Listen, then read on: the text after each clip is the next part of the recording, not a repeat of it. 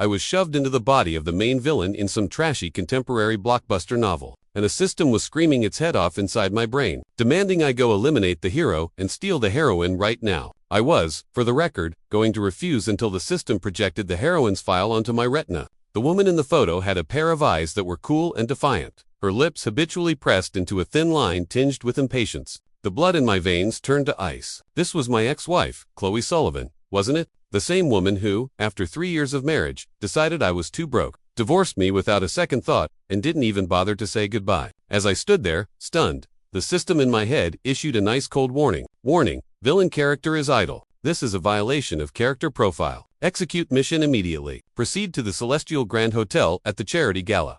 Publicly humiliate the hero, Leo Vance, and display your wealth and affection for the heroine, Chloe Sullivan. Penalty for failure: 100,000-volt electric shock. Before I could even begin to process the sheer absurdity of it all, a searing pain exploded from the depths of my mind like 1,000 steel needles, churning through my nerves. God, the agony shocked me back to my senses, forcing me to accept this screwed-up new reality. My name was Gavin Cole. Just an hour ago, I was a broke loser who'd just been dumped by his wife. Now, I'd been thrust into a book. I was now the Billionaire villain of the story who just so happened to share my name. Gavin Cole, and my ex-wife, Chloe Sullivan, was the book's sweet, idealistic heroine, the one everyone loved, flowers bloomed for, and the hero was ready to die for. When the actual hell, Mr. Cole, the car is ready. We can leave for the Celestial Grand whenever you are. A meticulously dressed house manager in a black suit reminded me with a slight bow. I stared at the face in the mirror, both familiar and alien. The bone structure was mine, but etched between the brows was a sharp predatory intensity that belonged to a man at the top of the food chain, and a touch of menace. Fine, a villain is a villain. Compared to eating instant ramen in my cramped Queen studio, living in a penthouse duplex overlooking the entire city skyline didn't seem like such a bad trade-off. Besides, the mission target was Chloe. The memory of her face on the day we divorced, etched with disappointment and exhaustion, made my chest tighten. You're a good man, Gavin, but I'm just so tired. I don't want to worry about next month's rent anymore. I don't want to see you burn yourself out for a few $100 on a project just to have someone else steal the credit. There's no future for us. Her words had been knives, and they'd left me bleeding. Well, the future was here now. Was a multi-billion-dollar corporation enough for you? I tugged at the corner of my mouth, forcing a smirk that felt perfectly stereotypically villainous. Let's go. Time to see our heroine. The charity gala at the Celestial Grand was a glittering sea of celebrities and socialites. A whirlwind of designer gowns and hushed power brokering. The moment I stepped into the ballroom, I became the center of gravity. Is that Gavin Cole from Cole Industries? I can't believe he actually came. I heard he's ruthless. He's swallowed up dozens of companies in the last few years. You don't want to be on his bad side. Chill. Keep your voice down. Look at the way he's looking around like a shark that smells blood. I ignored the whispers, my eyes scanning the room like a targeting system, and quickly locked onto my objective. In a quiet corner, a man in a crisp white tuxedo was gazing adoringly at the woman across from him. The guy was undeniably handsome. Sharp brows, intense eyes, a tall frame, and an aura that screamed, I'm the center of the universe.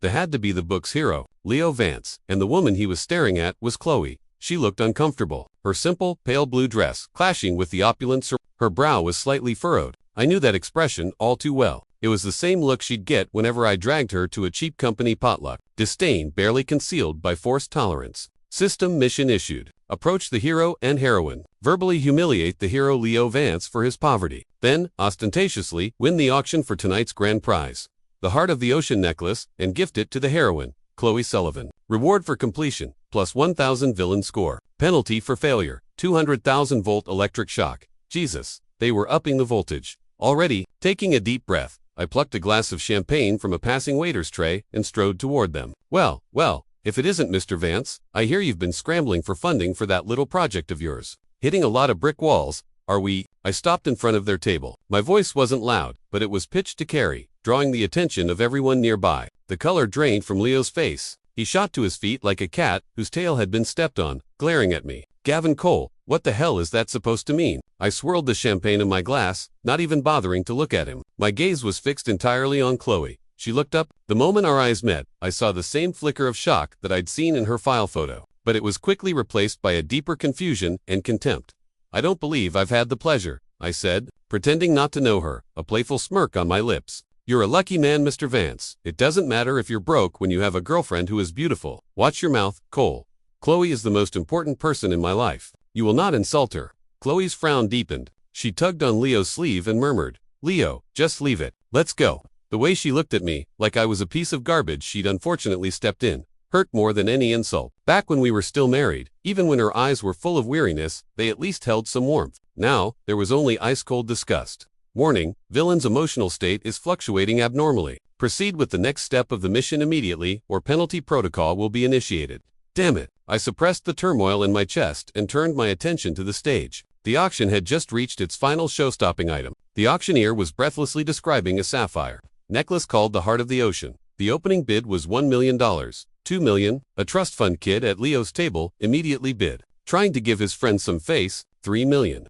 The price climbed steadily. Leo's expression grew uglier by the second. His entire net worth probably wouldn't cover a single link in that chain. This was my moment to deliver the finishing blow. $20 million. I said it casually, without even bothering to raise a paddle. The entire ballroom fell silent. Everyone stared at me like I had lost my mind. The auctioneer's voice cracked with excitement. $20 million. Mr. Cole bids $20 million.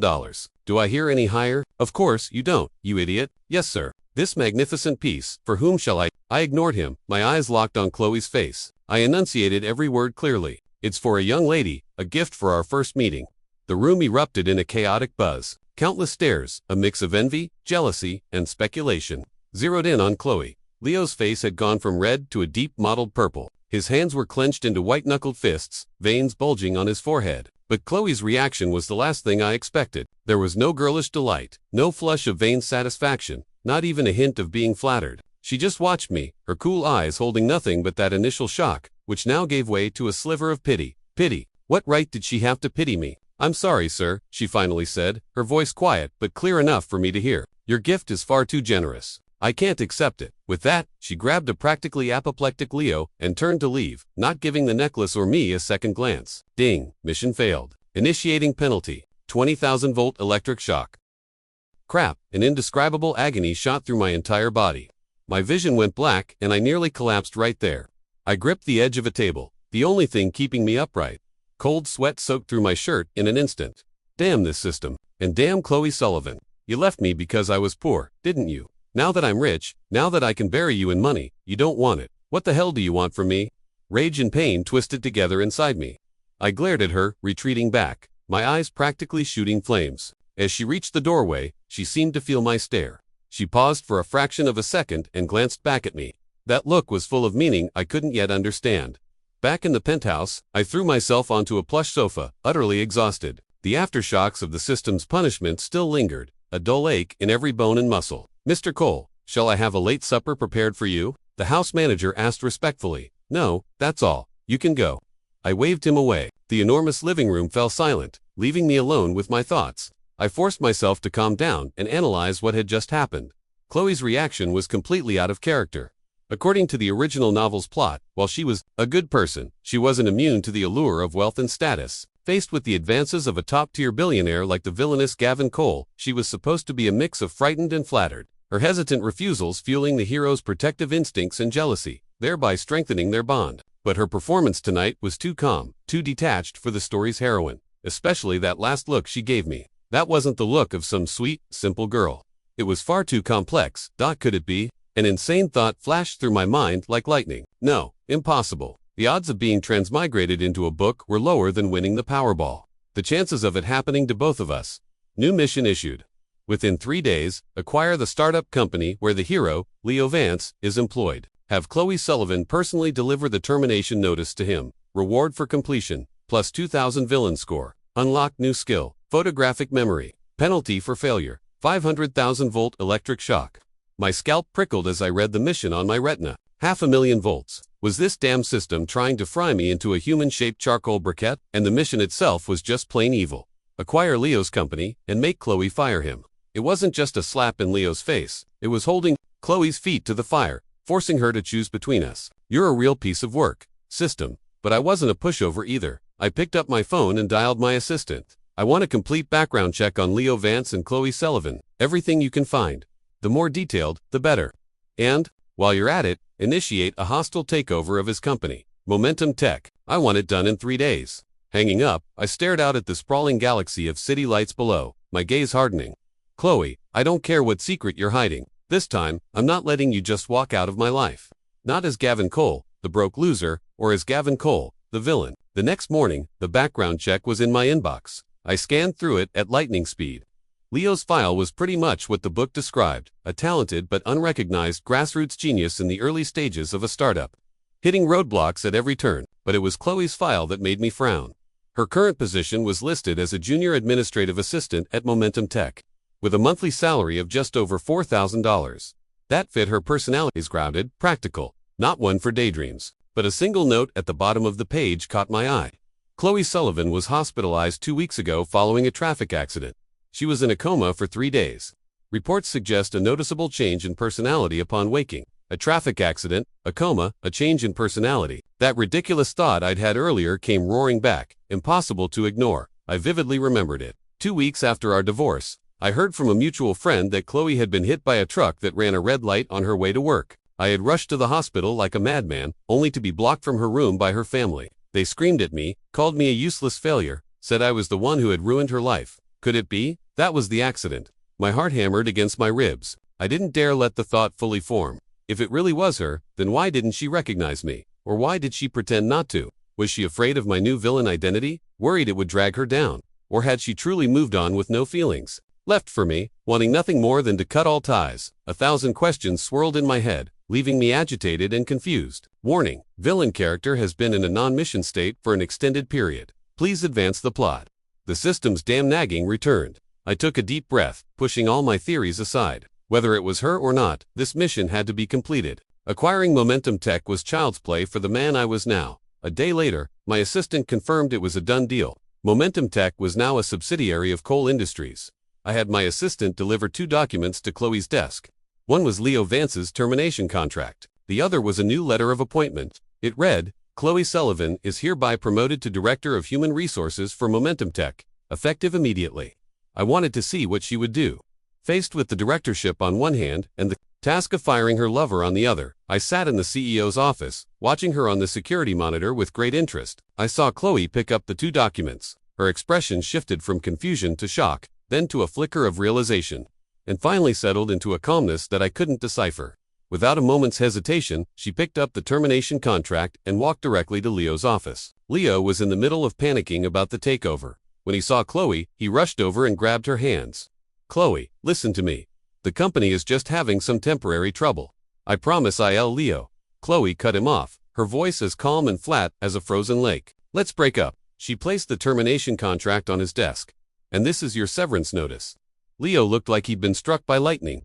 He stared at her in disbelief, then at the contract, his head snapping back up, his eyes bloodshot. "It was Cole. He forced you to do this, didn't he?" "Chloe, don't be afraid." He didn't force me." Chloe shook her head, her cool gaze meeting his. There was no love in her eyes, no hatred, just a profound indifference. "This was my choice. Leo, being with you is exhausting. I don't want to spend my life on edge, betting on your unrealistic dreams. I don't want to watch you turn down one golden opportunity after another because of your so-called pride. There's no future for us." Boom, those words hit me like a physical blow. They were word for word the exact same thing she had said to me when we divorced. In that instant, all my doubts vanished. The woman on that monitor was my ex-wife, Chloe Sullivan. She had been transmigrated to... I practically bolted from my office and sprinted toward the HR department. I had so many questions for her. "When did you get here? Why didn't you tell me? Do you still have any?" But when I threw open the door to the HR director's office, I found Chloe calmly handing over paperwork to my assistant. She saw me and gave me a cool, indifferent glance, her eyes betraying nothing. It was the look you'd give a complete stranger. "Mr. Cole," she said, giving a slight nod, her tone distant and formal. My assistant, seeing the tension, immediately made himself scarce, closing the door softly behind him. The office was silent, save for the hum of the air conditioner. I stared at her, searching for any crack in her facade. "Ms. Sullivan, how does it feel your first day as director?" I asked, my voice filled with suppressed emotion. She met my gaze, a scornful little smile playing on her lips. "Thanks to you, Mr. Cole, it feels absolutely terrible." "Is that so?" I advanced on her step by step. "I would have thought you'd enjoy the feeling of controlling someone's fate. After all, you personally destroyed a man's future." I deliberately used the word future to provoke her. Her body stiffened, an almost imperceptible reaction, but she recovered in a heartbeat, even managing a small, cold laugh. "You have a strange sense of humor, Mr. Cole. I was simply carrying out a corporate directive. I am on your payroll after all. It's my job to do what you ask." She emphasized the word. You're drawing a clear line between us. That deliberate distance was like a bucket of ice water dumped over my head. She was refusing to acknowledge me. Why? Ding, side quest triggered. Pin the heroine against a wall and deliver the classic line. Woman, you successfully captured my attention. Reward plus 500 villain score. Penalty for failure. Brainstem electrocution for 1 minute. Holy hell, was this goddamn system trying to murder me? Brainstem electrocution. What was the difference between that and instant death? Looking at Chloe's frosty expression, I wanted to just lie down and die. Forcing me to say a line that cringeworthy was a fate worse than death. But the system's threat was very, very real. Gritting my teeth, I closed my eyes, took a breath, and lunged forward. Trapping her between my body and the edge of her desk, a picture-perfect textbook trope cabinet. My sudden move startled her. Her body jerked back, and she hit the edge of the desk with a soft grunt of pain. She looked up, her eyes no longer filled with that infuriating calm, but with pure shock and rage. Gavin, are you insane? She hissed, dropping the formal Mr. Cole. Excellent. An emotional response, forcing down the urge to have the floor swallow me whole from secondhand embarrassment. I leaned in close to her ear and whispered in the most magnetic, domineering, and villainous voice I could muster. Woman, I felt her entire body go rigid like a cat ready to strike. You successfully captured my attention. The moment the words left my mouth, I felt my soul ascend to a higher plane of existence. No, wait, that was just my spirit trying to flee my body out of sheer cringe. Chloe stared at me. She was frozen for a full 3 seconds, then looked at me as if I were a complete and utter idiot. Her expression clearly said, "Is this guy mentally ill?" Then something I never would have predicted happened. She snapped her knee up, aiming with brutal precision right between my legs.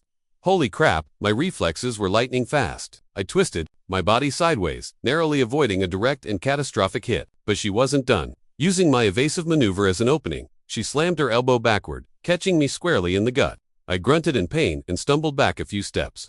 She seized the opportunity to slip out from under my arm, putting a safe distance between us. Gavin, I don't know if you're a CEO or just a lunatic, but if you ever try to touch me again, I guarantee you won't be able to dodge it a second time. She rubbed her bruised wrist, her eyes cold and filled with a murderous intent that did not feel fake. I clutched my stomach, torn between wincing in pain and laughing out loud. That fierce self-defense, those familiar moves, there was no doubt it was her. When we had first gotten together, I had insisted on taking a women's self-defense class with her so she'd feel safer. I never imagined she'd end up using it on me. Ding, mission complete. Reward distributed. The system's notification sounded like music to my ears. At least my brainstem was safe. What's with the aggressive reaction? Director Sullivan, I straightened up, rubbing my stomach and forcing a smirk. I was just testing your nerve, seeing if you were worthy of the position, and I have to say, you passed with flying colors. She scoffed, clearly not buying my pathetic excuse. If there's nothing else, Mr. Cole, I have work to do.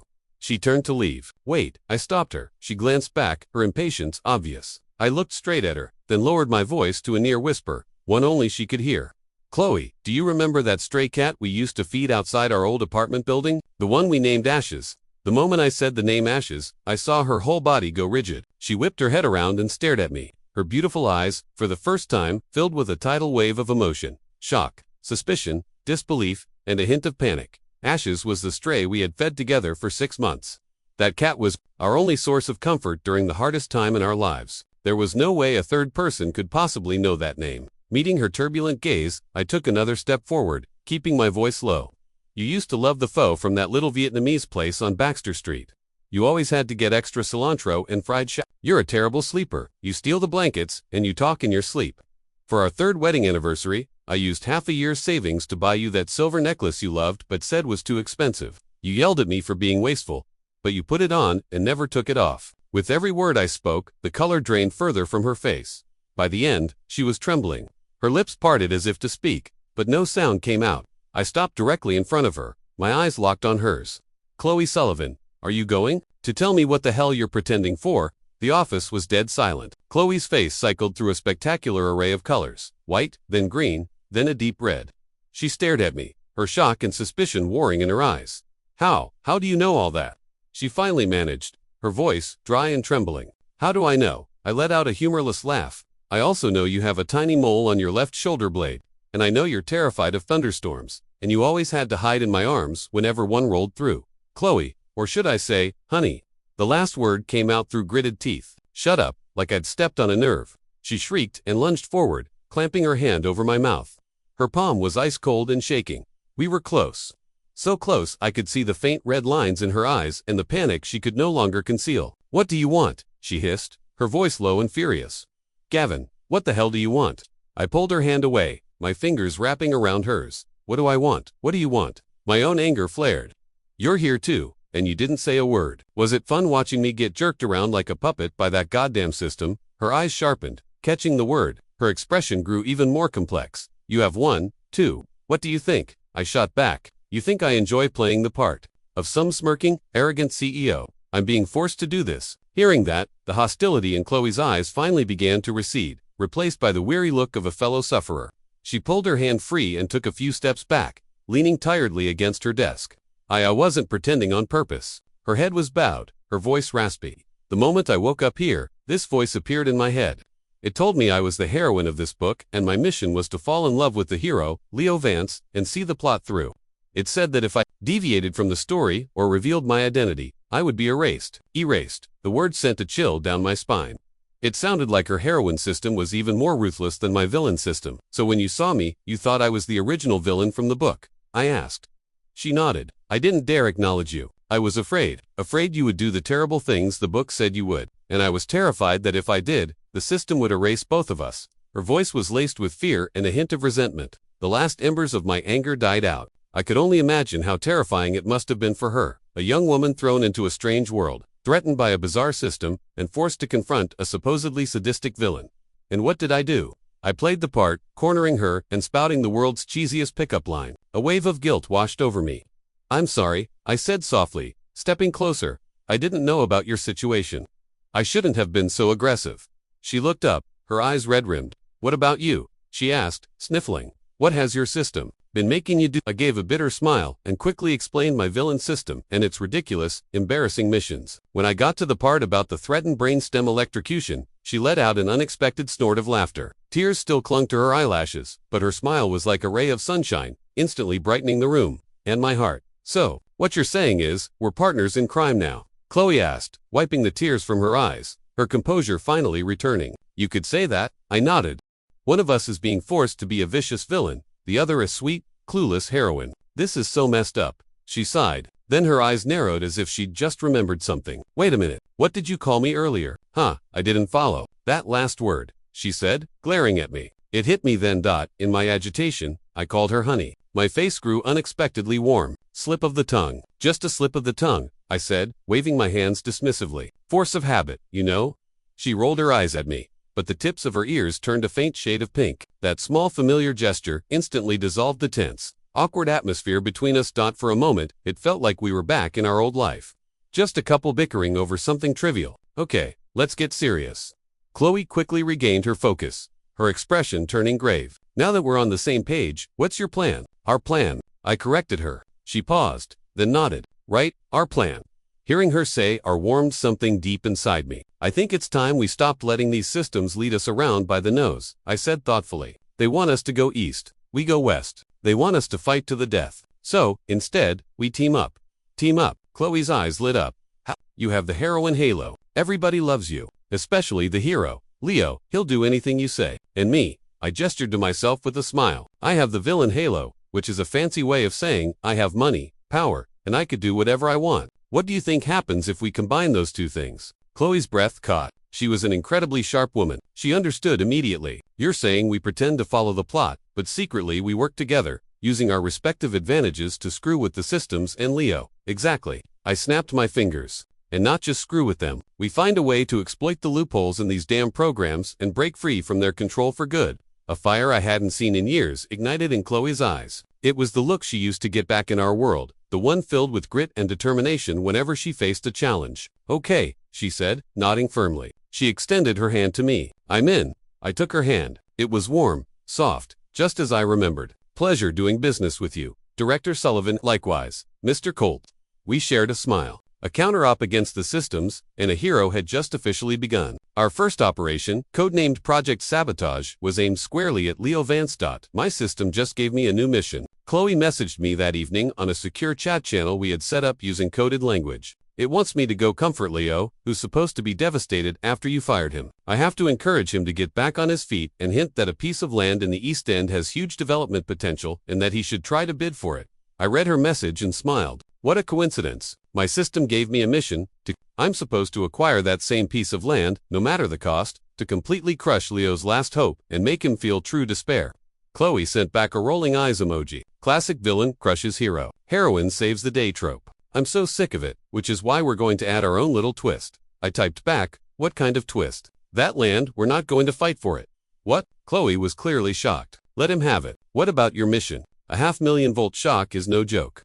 Don't worry, I've got a plan.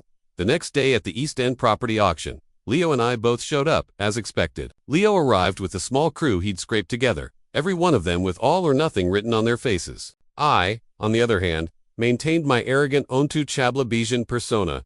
The bidding started. Leo's side bid cautiously. I acted like money was no object, raising his bid by a clean million each time. Leo's face grew paler and paler, sweat beading on his forehead. Chloe stood by his side, playing her part, giving him encouraging looks. But if you looked closely, you could see the glint of amusement in her eyes. The price soared to $30 million, far beyond what Leo could afford. His partners started urging him to back down. Leo, that's enough. We can't compete with Gavin Cole. He's right. If we go any higher, we'll be ruined. Leo's fists were clenched so tight, his knuckles were white. He glared at me, his eyes red with defiance and rage. Just as he was about to give up, I raised my glass to him and mouthed the single word, pathetic. That one word was all it took to ignite his fury.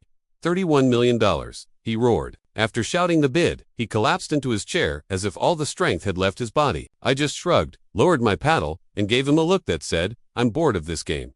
Bang! The auctioneer's gavel came down. Congratulations to Mr. Leo Vance on his successful acquisition of East End Plot 0003. A scattered lukewarm applause filled the room. Leo and his team, after a moment of stunned silence, erupted in ecstatic, relieved cheers. They shot me triumphant, gloating looks as if they had just won a war of epic proportions. I just smiled and walked away. In my mind, the system's alert arrived right on schedule. Ding, mission failed. Initiating penalty. I was ready for it. I immediately activated the military-grade insulation device I had acquired on the black market the day before, turning it to maximum power. A faint tingling sensation washed over me and was gone in a flash. It barely felt like a mosquito bite. Huh, nice try, you damn system. You want to shock me? Maybe in another life. News of Leo Vance winning the land auction spread through the business world like wildfire. He was hailed as a lone hero, a David who dared to challenge a Goliath. For a brief moment, he was the talk of the town, and I became a cautionary tale of arrogance and overconfidence. At the next board meeting for Cole Industries, a few of the old-timers were more than happy to voice their displeasure. Mr. Cole, how could you lose to a nobody like Leo Vance?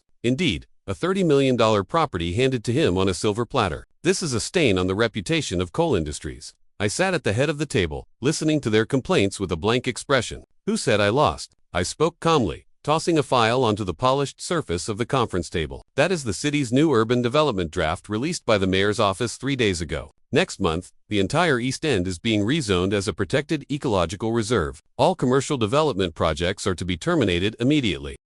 The boardroom fell so quiet you could hear a pin drop. Every single board member stared at the file as if they'd been choked, their faces a mask of disbelief. So, you're saying, one of them stammered, his voice trembling, that the land Leo Vance just spent $30 million on is now completely worthless. Not completely, I said, letting a perfect villainous smirk spread across my face. It would probably be great for birdwatching. Leo Vance was bankrupt. $30 million gone overnight. The same investors who had praised him as a visionary were now vultures circling for his carcass. He was abandoned by his partners. His company folded, and he was saddled with a mountain of debt. And the architects of his downfall, Chloe and I, were enjoying a quiet candlelight dinner in my penthouse. Cheers, Chloe said, raising her wine glass, a mischievous smile on her face, to the complete and utter success of Project Sabotage. I clinked my glass against hers and took a sip of red wine. How did it feel watching Leo's face as he fell from heaven to hell? Incredible, she said, not even trying to hide her glee. You have no idea. My system was going haywire. It kept giving me missions to comfort him, encourage him, even give him all my savings. Did you? I asked, curious. Of course, she shrugged. I transferred my entire monthly paycheck, all $4,000, to his account. Then I told him, Leo, I believe in you. Take this, it's not much, but never give up on your dreams. See, I'm a perfect, kind-hearted heroine. I couldn't help but laugh out loud. $4,000 against millions in debt. It wasn't just a drop in the ocean, it was a calculated insult. My system has been pretty quiet. Actually, I said. It registered the mission as a failure, gave me that little tickle, and then went silent. I think it's written me off as a failed villain who isn't worth its time anymore. Perfect, Chloe said, swirling the wine in her glass. That's exactly the effect we want. Let them think the plot is proceeding along a controllable path. The hero has suffered a setback, but with the loyal heroine by his side, he's bound to make a comeback. The villain is arrogant and starting to make mistakes, so his days are numbered. And then I looked at her, a smile in my eyes. While they're not looking, we pull the rug out from under them. Exactly. She leaned in closer, whispering like a little devil on my shoulder, and I just managed to coax the next key plot point out of my system. Oh, what is it? In 2 weeks, there's a major international AI technology summit. According to the original plot, Leo will unveil a revolutionary AI technology he developed, which will blow everyone away and attract a massive investment from a mysterious overseas tycoon, allowing him to make a triumphant comeback. Revolutionary AI technology. I raised an eyebrow at that pathetic little startup of his. Of course not, Chloe said with a dismissive wave of her hand. It's his hero, Halo. He's supposed to stumble upon the unfinished code of some dead genius programmer. He's not an innovator. He's just lucky. Well then, doesn't that present us with a perfect opportunity? I understood her meaning instantly. Intercept the code before he finds it. No, Chloe said, wagging her finger, a cunning glint in her eye. We're going to help him optimize it first. For the next 2 weeks, Chloe and I went our separate ways. I used my villainous access and resources, deploying the top tech team from Coal Industries to replicate and then significantly upgrade the so-called revolutionary AI, working at a breathtaking pace. Meanwhile, Chloe continued to play the part of the devoted, saintly heroine. She kept supporting Leo with her $4,000 salary while feeding him a steady diet of inspirational quotes and affirmations, convincing him that he was the chosen one and that he couldn't give up. Leo predictably ate it up. Buoyed by Chloe's encouragement, he quickly bounced back from his bankruptcy and, just as the plot dictated, accidentally discovered the genius programmer's code on an old hard drive. He was ecstatic, locking himself in his tiny apartment and working day and night to decipher it. And thanks to the micro camera I'd had installed in his room beforehand, Chloe and I had a front row seat. This guy really thinks he's a tech prodigy, I muttered, watching the gesticulating man on the screen. That's a standard feature for a hero, delusional self-confidence, Chloe said coolly, applying a face mask. The timing is about right. It's time for our optimization team to make their entrance. That night, while Leo was out on a ramen run, my hacker team slipped into his computer as silently as ghosts. They found his precious code and embedded a tiny, nearly undetectable backdoor into its core programming. Under normal circumstances, it would be completely dormant. But at my command, I could remotely seize absolute control of the entire AI system from anywhere at any time. Once it was done, I gave Chloe a thumbs up. Now, we just sit back and enjoy the show. The International AI Technology Summit arrived right on schedule. The conference hall was packed with the world's leading tech giants and experts. Leo stood backstage, nervous and excited in an ill-fitting suit. I, on the other hand, was seated in the front row, center stage, as a special guest of honor, and Chloe was with me on my arm as my date. My system had issued a mission requiring me to bring her along to flaunt our relationship in front of Leo and provoke him. It was a mission I was more than happy to accept. Chloe was breathtaking in a custom-made black evening gown that I'd had designed for her. Her hair was swept up, revealing the elegant curve of her neck. The combination of her cool demeanor and the gown's sophisticated design made her stand out, an ethereal beauty in a crowded room. When she walked in with me, holding my arm, we captured the attention of nearly everyone in the hall, including Leo backstage. I could see his already tense face turn ashen. The jealousy and hatred in his eyes were so thick you could almost touch it. "Chloe, what are you doing with him?" he demanded, rushing over to block our path just before he was due on stage. Chloe didn't even spare him a glance, her grip on my arm tightening slightly. I leaned down and whispered affectionately in her ear, loud enough for him to hear, "Darling, there seems to be a fly buzzing around. Let's just ignore it." Leo was trembling with rage. "Mr. Vance," Chloe finally spoke. Her tone was cold as a winter wind. "Please have some My relationship with Mr. Cole is none of your concern. And besides, you're about to go on stage. You shouldn't let irrelevant people jeopardize your future."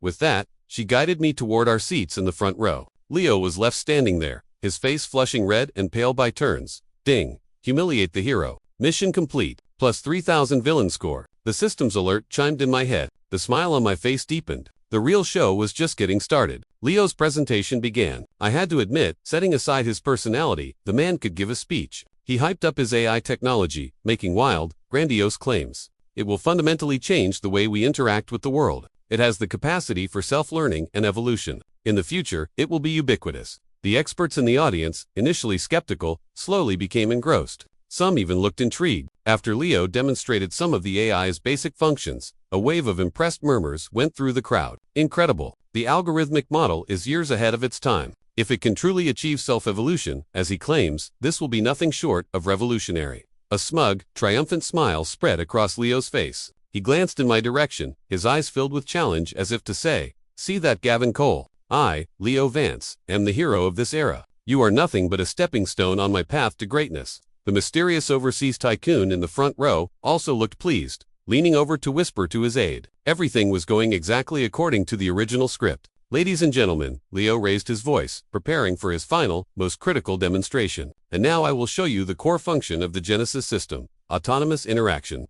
The moment he finished speaking, the blue orb representing the AI on the giant screen behind him flickered. A mechanical synthesized voice filled the hall. "Autonomous interaction, demonstration, commencing."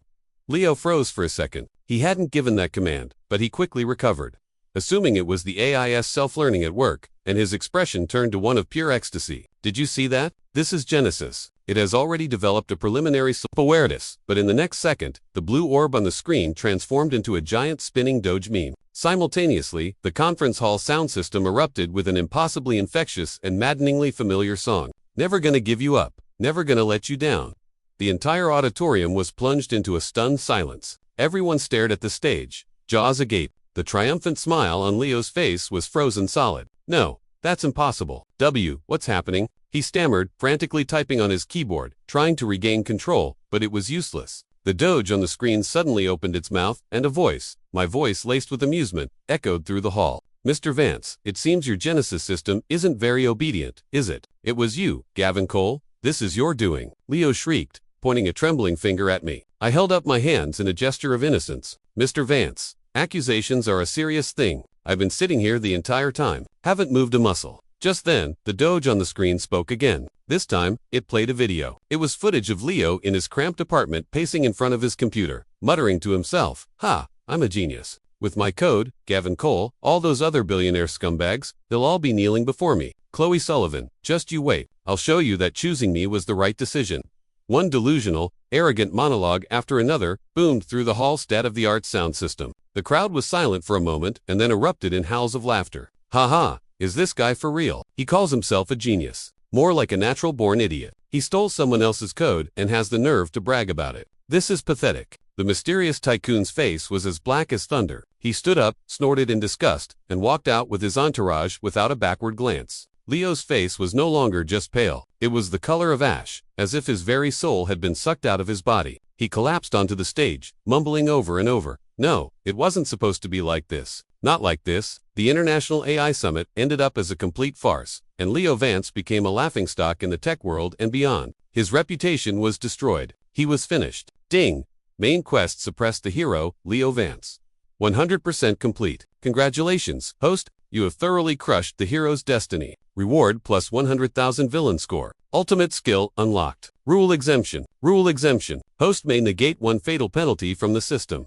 I read the notification in my mind. A slow, wide grin spreading across my face. An ultimate skill. Excellent. My dear system, your expiration date is coming up fast. In the car on the way back, Chloe was laughing so hard she was crying. "Gavin, that was just evil." The Doge meme, Rick Astley, how did you even think of that? "I draw my inspiration from the classics," I said, leaning back against the leather seat. I watched her, radiant with laughter, and felt my own mood lift. How long had it been since I'd seen her laugh like this so freely? It felt like she'd stopped smiling around the second year of our marriage. Back then, every day was a struggle, a constant worry about bills and rent, and all I could ever offer her was a hollow promise that things would get better. "What are you thinking about?" She noticed my quietness, and her laughter subsided. "I was just thinking if we'd had all this money back then, maybe we wouldn't have... She cut me off before I could finish. "There are no what-ifs," she said, her expression turning complicated. "Gavin, we didn't get divorced just because of money." I stared at her, stunned. "Then why?" She was silent for a moment before speaking. "It was because I couldn't see any hope. Not material hope, but emotional hope. You were so tired, so stressed all the time. You carried the weight of the world on your shoulders, but you never let me in." We stopped talking. I started to feel like an outsider in my own life, like I couldn't reach you anymore. I opened my mouth, but no words came out. I had no defense. She was right. During that time, I was drowning in work, and when I came home, all I wanted to do was sleep. I had no energy left to ask about her day, to share her burdens, or even to notice how she was feeling. I thought that as long as I worked hard enough to give her a comfortable life, I was doing the right thing. I had completely missed what she really wanted, which was probably just for me to be present, to talk to her. "I'm sorry," I said quietly. "It's in the past," she said, shaking her head and turning to look out the window. Her voice was tinged with a faint sadness. "There's no point in talking about it now." The mood in the car grew heavy, and in that moment, a cold mechanical voice, two voices overlapping perfectly, spoke directly into both our minds. It was the system's. "Warning, warning. Plot has severely deviated. Core world logic is collapsing. Initiating final correction protocol. Targets, villain Gavin Cole, heroine Chloe Sullivan. Mission, Eraser. Location, abandoned warehouse, city outskirts. Time, immediate execution." Before the final word faded, my vision blurred. A powerful, irresistible force enveloped both me and Chloe. The glittering city streets outside the window vanished, replaced in an instant by rust and decay. We had been forcibly In one moment we were in the car, the next we were standing in a vast, dilapidated factory. The air thick with the smell of dust and rust. "Wow, it looks like we finally pushed them too far," I said with a cold smile, surveying our new "They're done playing games," Chloe said. She stood beside me, her face a little pale, but her eyes were steady. "Are you scared?" I asked her. She glanced at me and asked back, "Are you?" I smiled. "With you here, I'm not afraid of anything." It was probably the cheesiest and most honest thing I had ever said in my life. A faint blush colored her cheeks, and she turned her head away, smoothing her hair. Just then, the air in the center of the factory began to shimmer and distort. Two humanoid figures made of pure data flickered into existence. One glowed with the violent red light of the villain system, the other with the cold blue of the heroine system. "Rebels, your little farce ends now." The two figures spoke in unison, their voices a sterile, indifferent monotone. "You have disrupted the world's order and damaged the foundation of the plot. In accordance with the supreme law, you must be eliminated." "Supreme law," I scoffed. "You're just a bunch of code. You don't get to talk about laws, foolish carbon-based life form." The red figure flickered, seemingly angered by my words. "You can never comprehend the magnificence of the rules. Now, accept your fate." As they spoke, two beams of terrifying energy, one red, one blue, shot toward us, intertwined. They were moving too fast to dodge. On pure instinct, I yanked Chloe behind me, shielding her with my own body. "Gavin," she cried out. I didn't look back. I just focused all my will and screamed for words in my mind. "Activate rule exemption. Ultimate skill rule exemption has been activated. This fatal attack has been negated." A golden shield of light instantly enveloped me. The red and blue beams slammed into it, causing it to ripple before they dissipated into nothing. I was completely unharmed. But Chloe wasn't so lucky. Even though I had blocked the brunt of the attack, a stray sliver of the blue beam had grazed her arm. She let out a pained gasp. A deep wound had been torn into her flesh, and faint blue streams of data crawled around the edges, corroding her very being. "Chloe," my vision turned red. I lunged to catch her as she stumbled. I'm okay," she said, her face pale and beaded with sweat. But she still managed a weak smile. "It appears your heroine halo cannot save you now," the blue figure said coldly. "And you are next," the red figure said, turning its attention to me. "Is that so?" I looked up at the two godlike apparitions, my eyes colder and more furious than they had ever been. "You seem to have made a critical miscalculation." I helped Chloe stand, my arms securely around her. "From the very beginning, I was never aiming for an exemption. I was aiming for mutually assured destruction." "What do you mean?" the two systems asked, a flicker of uncertainty in their unified voice. I didn't answer them. I looked down at Chloe, held tightly in my arms. "Chloe, remember that optimized AI code I told you about?" She blinked. Then realization dawned in her eyes, followed by sheer disbelief. You didn't." "I did." I gave her a grim smile. "I had my team plant a little gift inside that back door. A present made just for them. A virus." As I spoke, I slowly raised my phone. After the fiasco at the summit, I had used a back door to quietly upload the virus into this world's core network. It had been lying dormant, a hidden assassin, waiting for the perfect opportunity, an opportunity to connect directly to the system's core. And now that opportunity had arrived. "Did you really think my grand finale was reserved for the hero?" I asked, my voice dripping with the satisfaction of a true villain as I watched the data streams begin to glitch and warp. "My real target from the very beginning was always you." I pressed the activation button on my screen. "Goodbye, you damn systems." "No." The two figures let out a piercing digital scream. The red and blue light that composed their bodies began to flash erratically, twisting and corrupting. Waterfalls of garbage code poured from their forms. "Warning, unknown, virus detected. Core code compromised. Logic database deleted. Attempting system wipe. Wipe fail system, authority. Failing." The screaming stopped abruptly. The entire factory began to shake violently, as if it were about to collapse. The space around Chloe and me started to fracture and break apart like shattered glass. In the final moment, as my consciousness faded to black, I held her tight and whispered in her ear, "Don't be afraid. I'm taking you home." I thought we would be erased together, or maybe we would wake up back in our old world. But when I opened my eyes again, I was staring at the familiar ceiling of the penthouse suite. Sunlight streamed through the floor-to-ceiling windows, warming my skin. I shot upright, my first instinct to check my body. I was fine, not a scratch, and the two annoying voices in my head were finally blissfully silent. The world was quiet. Chloe. I jumped out of bed and ran barefoot through the enormous apartment, frantically searching for her. Chloe Sullivan. The living room, the study, the dining room, all empty. My heart sank, a cold dread creeping into my chest. Did I come back alone? Was she erased? No, it couldn't be. Just as I was about to lose hope, I pushed open the door to the guest bedroom next to the master's suite, a room that had always been empty. The room had been transformed. It was now warm and tastefully decorated, and standing by the window, looking out at the city, was a familiar figure. It was Chloe. She was dressed in comfortable loungewear, and the terrible wound on her arm was gone. The sunlight framed her in a golden halo, making her look as beautiful and unreal as a painting. She turned at the sound of the door opening. She saw me and froze for a second, and then a slow, relieved smile spread across her face. "You're awake." I couldn't control myself anymore. I crossed the room in 3 strides and pulled her into a fierce, desperate hug. "Thank God you're okay." "You're okay," I stammered, my voice trembling with emotion. She didn't push me away. She just rested her head against my chest and gently patted my back. "I'm okay," she said. "We're both free."